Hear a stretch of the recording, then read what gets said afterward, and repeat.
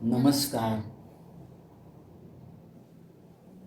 सनातन संस्था और हिंदू जनजागृति समिति द्वारा आयोजित इस नाम सत्संग में आप सभी का पुनः हार्दिक स्वागत है। यहाँ के स्थान देवता, वास्तु देवता, जगत गुरु भगवान श्री कृष्ण जी, इनके चरणों में प्रार्थना करेंगे कि आज का यह कार्यक्रम निर्विघ्न रूप से संपन्न हो।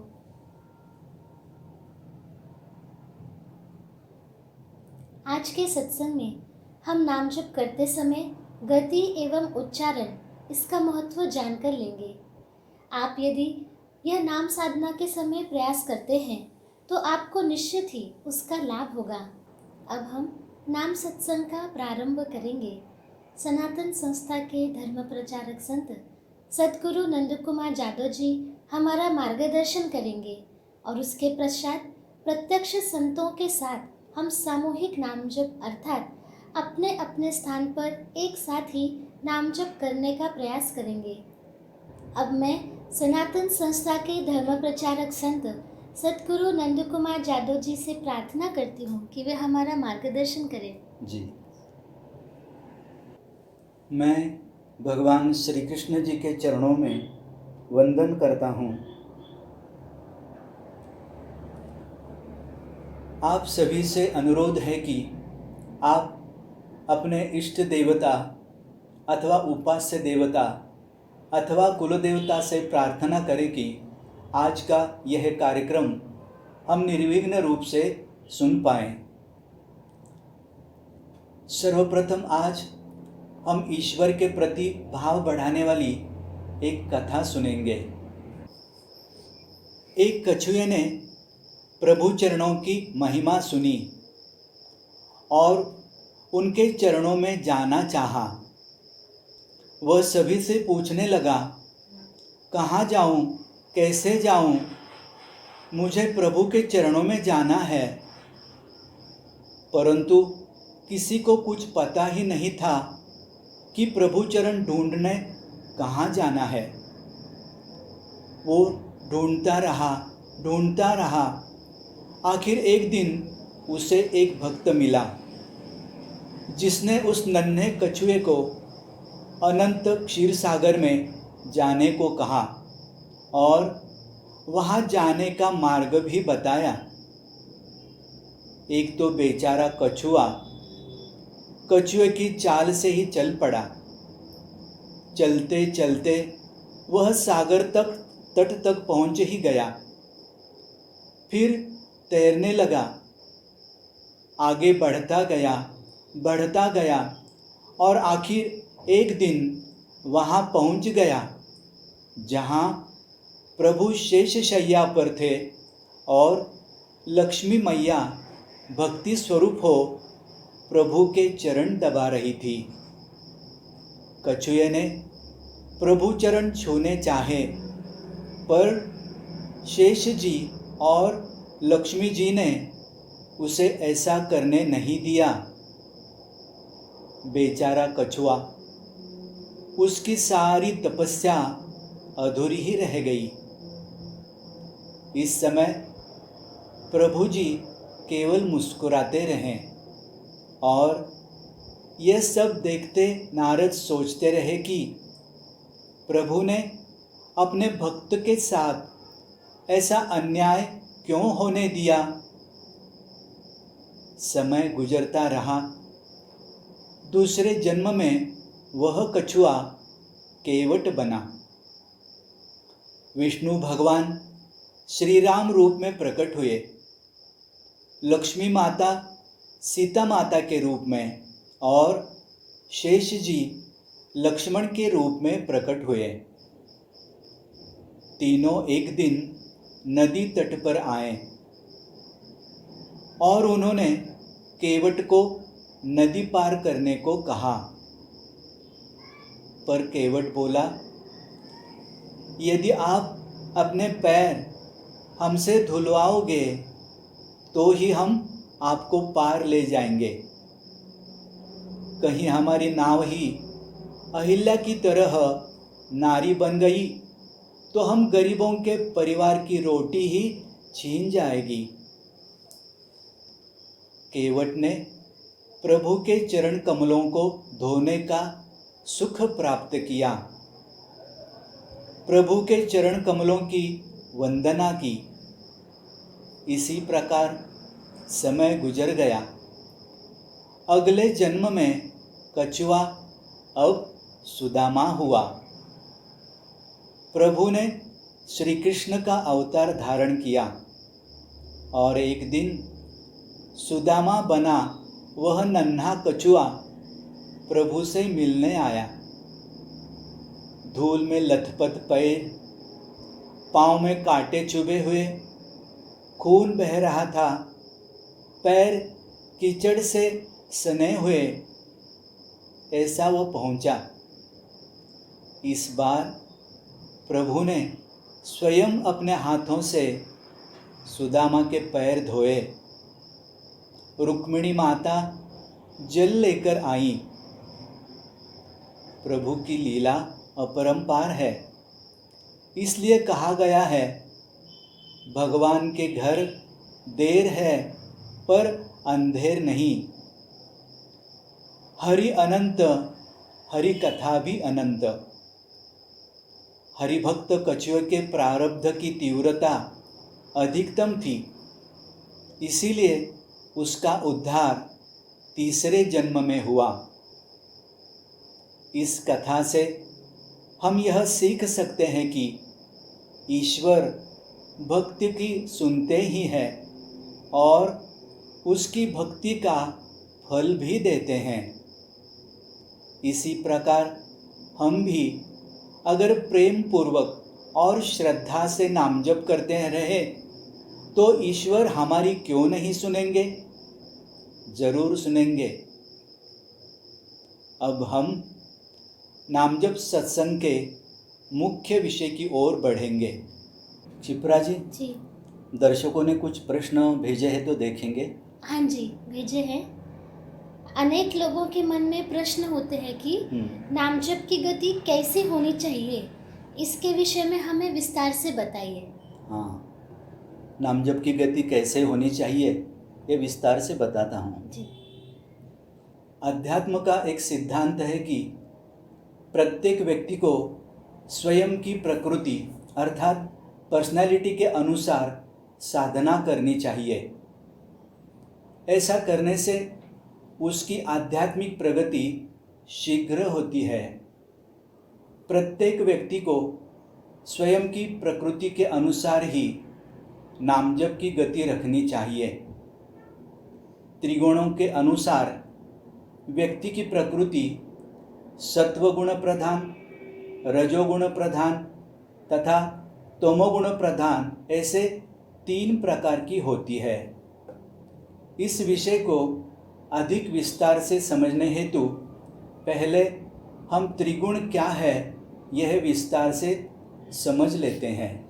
सृष्टि की रचना मूल त्रिगुण सत्व, रज एवं तम से हुई है।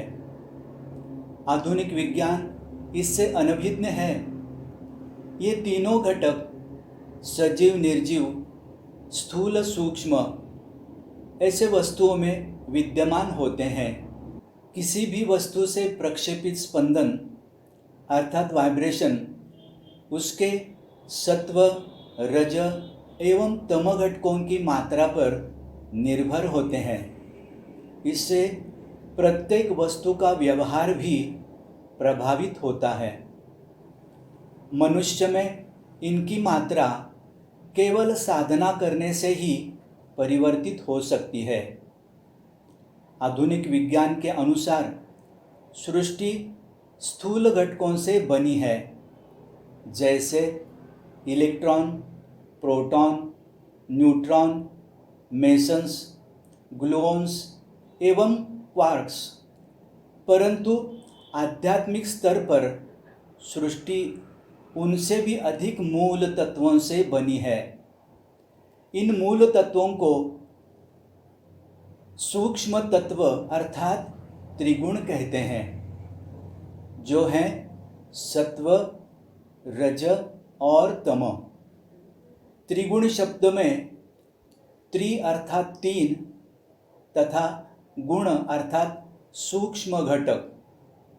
इन त्रिगुणों की विशेषताएं अब हम समझ कर लेते हैं। पहले सत्वगुण। सत्वगुण त्रिगुणों में सबसे सूक्ष्म तथा अमूर्त अर्थात इंटेंजिबल है। सत्वगुण दैवी तत्व के सबसे निकट है, इसलिए सत्व प्रधान व्यक्ति में प्रसन्नता, संतुष्टि, धैर्य, क्षमा करने की क्षमता, अध्यात्म के प्रति झुकाव इत्यादि लक्षण होते हैं। दूसरा है तमोगुण। त्रिगुणों में सबसे कनिष्ठ तमोगुण है। तम प्रधान व्यक्ति आलसी, लोभी, सांसारिक इच्छाओं से आसक्त रहता है। और तीसरा है रजोगुण।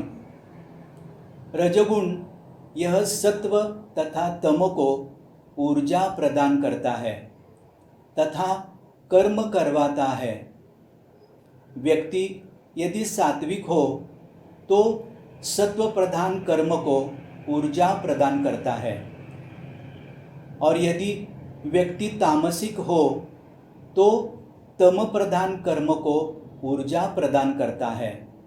गुणों के अनुसार नामजप की गति कैसी हो, यह अब हम समझ कर लेते हैं। तम प्रवृत्ति का साधक तीव्र गति से नामजप करें तथा रज और सत्व प्रकृति का साधक मंद गति से नामजप करें। ऐसा करने से स्वयं के प्रकृति के अनुसार नामजप करने का आनंद आप सभी को मिलेगा। जी सतगुरु दादा जी, प्रश्न है कि नामजप में सुर, ताल और लय का क्या महत्व है? जी बताता हूँ। जी अच्छा प्रश्न है। जी प्राथमिक अवस्था के व्यक्ति को जप में मिठास उत्पन्न होने तक तथा जप से मन ऊब न जाए, इसके लिए सुर, ताल और लय में विविधता लाते हुए जप करना चाहिए। अगली अवस्था का साधक एक सुर, ताल और लय में नाम जप करे। उन्नत साधक नामजप की गति धीरे धीरे घटाएं। इससे मन धीरे धीरे निर्विचार होने लगता है। नामजप में ओम हो तब उसका उच्चार दीर्घ करने से नामजप की गति घटती है। जप की गति बहुत तीव्र करने से भी मन निर्विचार होता है। निर्धारित अवधि में नामजप की संख्या धीरे धीरे घटाने का प्रयत्न करें। अर्थात यदि आप 1 मिनट में 20 बार नामजप करते हो, तब उतनी ही अवधि में पहले 15, फिर 10 इस प्रकार घटाते जाएं।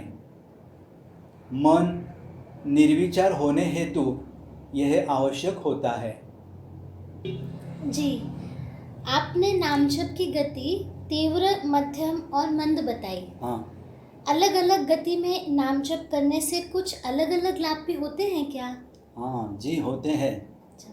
अलग अलग गति में नाम जप करने से अलग अलग लाभ होते हैं।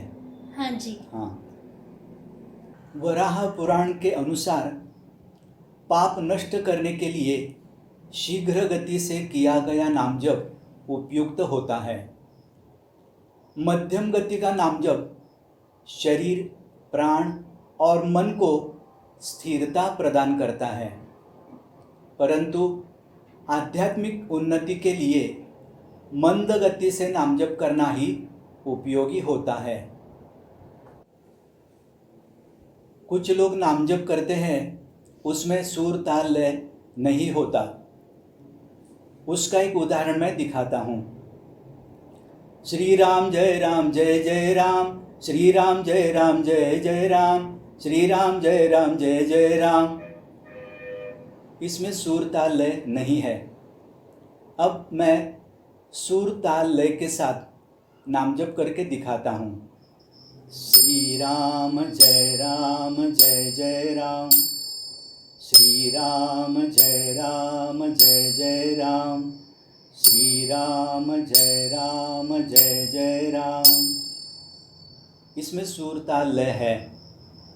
और एक उदाहरण बताता हूँ। ओम नमो भगवते वासुदेवाय, ओम नमो भगवते वासुदेवाय, ओम नमो भगवते वासुदेवाय। इसमें सुर ताल लय नहीं है। अब सुर ताल लय के साथ यही नाम जप करके दिखाता हूँ। ओम नमो भगवते वासुदेवाय, ओम नमो भगवते वासुदेवाय, ओम नमो भगवते वासुदेवाय। इस प्रकार इसमें सुर ताल लय है और ये नाम जप करने में सुनने में भी अच्छा लगता है। सद्गुरु जादव जी, ये सूत्र बहुत अच्छे से समझ में आए। आगे है कि नाम जप करते समय शब्दों के उच्चारण का भी कुछ महत्व है क्या? हाँ है, उच्चारण का भी महत्व है। हाँ जी। शब्दों का उच्चारण उचित ढंग से होने पर उसके नाद से आकाश तत्व के स्तर का आध्यात्मिक लाभ हो सकता है। भाव जागृति के लिए भी नाम जप उचित उच्चारण के साथ करना महत्वपूर्ण होता है। देवताओं की मूर्तियों में अथवा नामों में युगानुसार परिवर्तन होता रहता है, परंतु संगीत में अर्थात नाद में कालानुसार बहुत शीघ्रता से परिवर्तन होता है। उदाहरण के लिए संगीत में दिन और रात के राग अलग अलग होते हैं। इसी प्रकार संगीत में ऋतु के अनुसार भी परिवर्तन होते हैं, अर्थात मूर्ति एवं अक्षर की तुलना में संगीत में विचार करने योग्य बातें अधिक होती है। इसीलिए नाम जप में उच्चारण पद्धति का, नाद का महत्व है और यह थोड़ा तो भी उचित ढंग से होना चाहिए। भाव जागृति के पश्चात नाम जप किसी भी पद्धति से किया जा सकता है, परंतु भाव जागृति होने तक नाम जप उचित ढंग से करेंगे तो अधिक लाभ होता है। जी सद्गुरु जादव जी, हमारी दर्शक अनीता श्रीवास्तव जी ने पूछा है, जब मैं संतों की वाणी के साथ नाम जप करती हूँ तब मुझे नींद आती है। हाँ, बीच बीच में, मगर जब मैं माला लेकर अलग से नाम जप करती हूँ तो मुझे नींद नहीं आती। अच्छा, ऐसे पूछा है। शिप्रा जी, इनकी निरीक्षण क्षमता बहुत ही अच्छी है। हाँ जी। अनीता जी, आपने अच्छा निरीक्षण किया है। संतों की वाणी के साथ नाम जप करते समय संतों के चैतन्य के कारण वातावरण की सात्विकता बढ़ जाती है। यदि हमारे शरीर में तमोगुण की मात्रा अधिक हो तो वह सात्विकता हमें सहन नहीं होती और हमें नींद आ सकती है। माला लेकर जप करने पर माला की ओर तथा संख्या पर ध्यान रहने से जागृत अवस्था में नाम जप होता है। जी सद्गुरु जादव जी, आगे का प्रश्न है, श्री मनोज बागल जी ने पूछा है, मेरी माँ ने जीवन भर नाम जप और अन्य साधना की है, किंतु उन्हें अपने पूरे जीवन में अनेक कठिनाइयों का सामना करना पड़ा, ऐसा क्यों होता है? ये तो अच्छे जिज्ञासु है। हाँ जी। मनोज जी, आपके प्रश्न में अच्छी जिज्ञासा है। नाम साधना और जीवन के कष्ट, इसका भी एक नाता होता है। हमारे धर्म में कर्मफल सिद्धांत है मनुष्य अपने पिछले जन्मों में अनेक अच्छे बुरे कर्म करता है, उसी अनुसार उसे इस जन्म में फल भोगने पड़ते हैं। कर्म का फल अटल है। माँ को जीवन भर अनेक कठिनाइयों का सामना करना पड़ा। यह विगत जन्म के कर्म दोष का परिणाम है। नाम साधना से प्रारब्ध की अर्थात कर्म दोष की तीव्रता घटती है। नाम साधना से प्रारब्ध जलने की प्रक्रिया आरंभ होती है। आपकी माँ ने जीवन भर नाम जप और अन्य साधना की, इसी कारण आपकी माँ यह तीव्रतम प्रारब्ध सहन कर पाई। साधना का बल ना होता तो उन्हें और भी अत्यधिक मात्रा में कष्ट भुगतना पड़ सकता था। हमने जो आरंभ में कछुए की कथा सुनी, उससे भी ध्यान में आया होगा कि भगवान भक्त के प्रारब्ध में हस्तक्षेप नहीं करते, तथापि उसकी आध्यात्मिक दृष्टि से उन्नति करवाते हैं। अब हम नामजप की प्रत्यक्ष कृति करेंगे।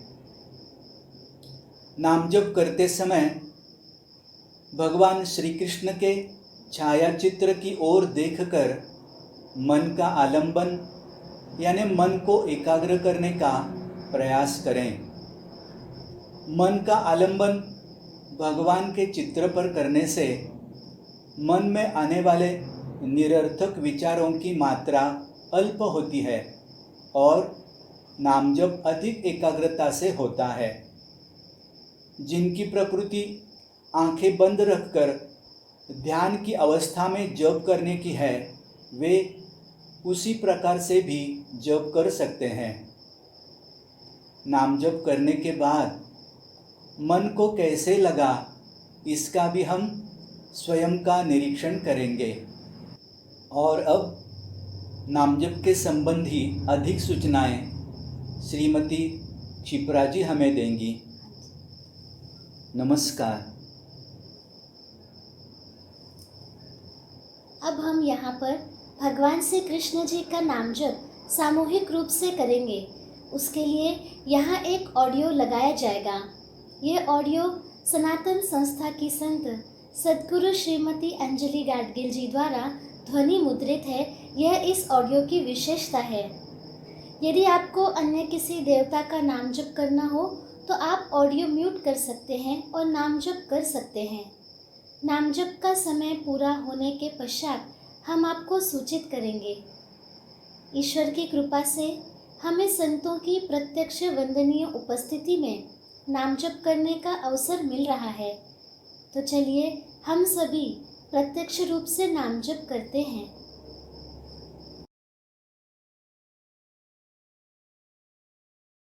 ॐ नमो भगवते वासुदेवाय। ॐ नमो भगवते वासुदेवाय।